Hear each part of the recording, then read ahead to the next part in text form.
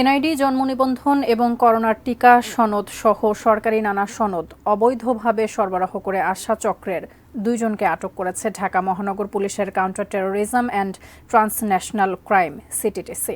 দুপুরে ডিএমপির মিডিয়া সেন্টারে এক ব্রিফিংয়ে ওই চক্রের চাঞ্চল্যকর তথ্য তুলে ধরে সিটিটিসি। 500 থেকে শুরু করে 5,000 টাকায় হারিয়ে যাওয়া এনআইডি ভুল শুধরে দেয়া, এমনকি নতুন কার্ডও করে দিত লিটন মোল্লা এবং তার সহযোগীরা।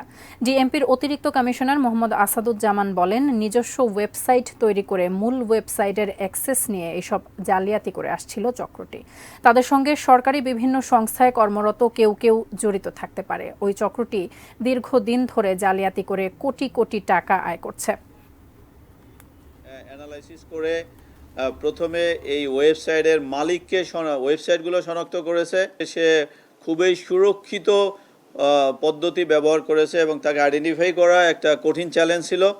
আমাদের টিম অনেক দিন কাজ করার পরে ওই লিটন মোল্লাকে গ্রেপ্তার করতে সক্ষম। দুইজনের বিরুদ্ধে মামলা হয়েছে। আরও অজ্ঞাতনামা তার যে সহযোগী ছিল তাদেরকে আমরা শনাক্ত করার জন্য তাদেরকে জিজ্ঞাসাবাদ অব্যাহত রেখেছি।